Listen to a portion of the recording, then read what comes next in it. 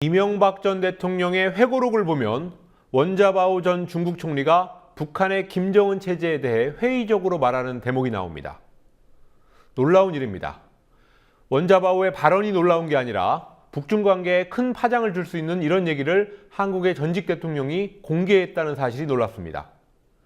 외교는 안중에도 없는 매우 부적절한 행동이고요. 법적으로도 심각한 문제를 안고 있습니다.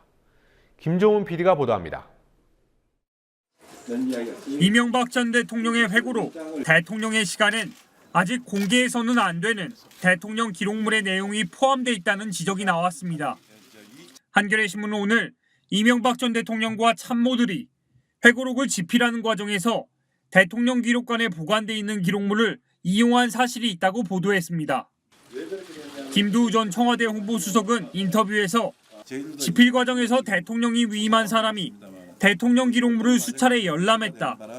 대통령 기록관에 가서 조회한 것으로 알고 있다고 말했습니다.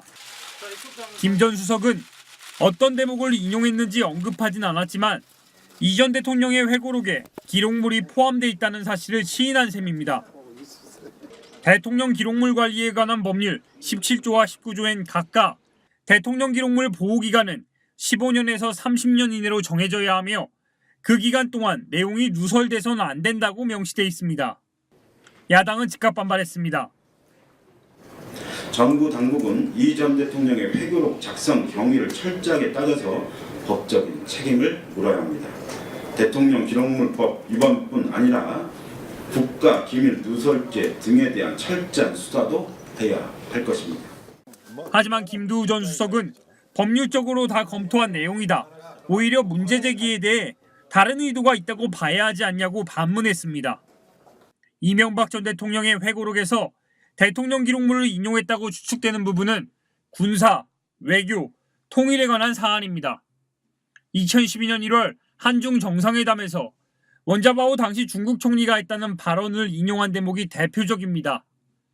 원 총리는 김정은도 김정일처럼 죽을 때까지 집권할 텐데 우리에게 인내할 시간이 있겠냐는 이 대통령의 말에 역사의 이치가 그렇게 되겠습니까? 라고 답한 것으로 되어 있습니다. 김현철 인제대 교수는 자신의 SNS에 남북관계뿐 아니라 외교문서, 그중에서도 미국, 중국, 일본 등과의 정상회담 대화록은 최소 상급이나 2급 비밀로 지정돼 20년 혹은 30년 후에 공개하는 것이 원칙이라며 정황으로 보면 회고록 집필 과정에서 대화록을 옆에 두고 작업을 했을 가능성이 매우 높다고 비판했습니다. 한편 회고록에 기술된 내용에 대해 청와대가 유감을 표하면서 신구 정권의 갈등이 나타나자 이명박 대통령 측이 오해하지 않았으면 좋겠다는 입장을 청와대에 전달했다고 민경욱 대변인이 오늘 밝혔습니다. 국민TV 뉴스 김종훈입니다.